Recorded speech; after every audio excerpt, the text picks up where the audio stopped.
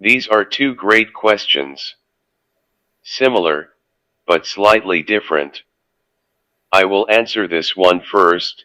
What do I miss being able to do the most? Definitely eating. I miss the taste of food and the smells of cooking food.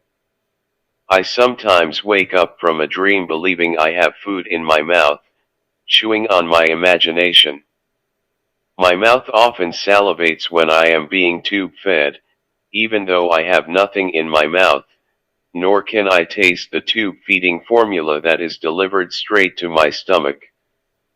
Perhaps the biggest reason I miss eating more than my other ability losses is because every day I am reminded of my lack of eating through ever-present food commercials. This second question, if I could regain only one ability, which would I choose, is such an interesting and complex question. A few years ago I would have definitely said breathing. I really struggled with accepting my trach for a while. You don't notice the sensation of air passing through your nose, mouth, and windpipe, until it's gone.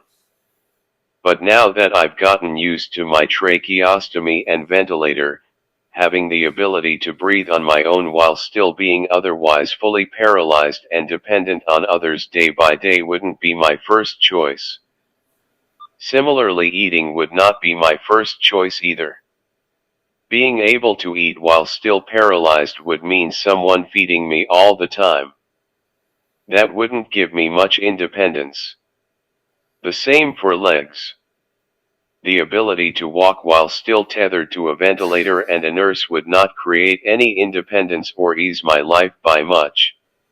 That leaves me with being able to move my arms or the ability to speak. My arms would be a great ability to recover. When I could no longer drive my own wheelchair, that was my most depressing loss. This was before I got my tracheostomy, but I really mourned the loss of independence that came with needing a caregiver to drive me everywhere. Also, with moving my hands and arms, I could do some of my own care, which would be very liberating. I could also operate my iPad and speech computer, and even a regular computer, so much more efficiently. I could even hold a camera again, which would be awesome. However, with all of that regaining of function and independence, I would still have to talk through a speech computer.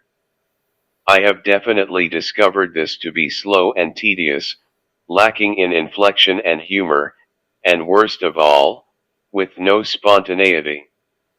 So I think the ability I would like to have back the most is speaking.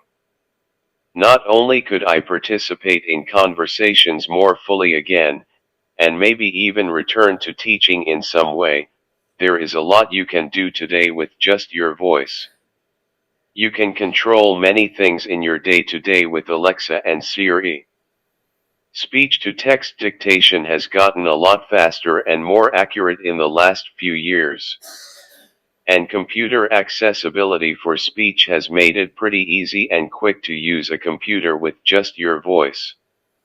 So if I had to pick one ability I would most like to have back, I would choose speaking, although being able to move my arms and hands again would be awesome too.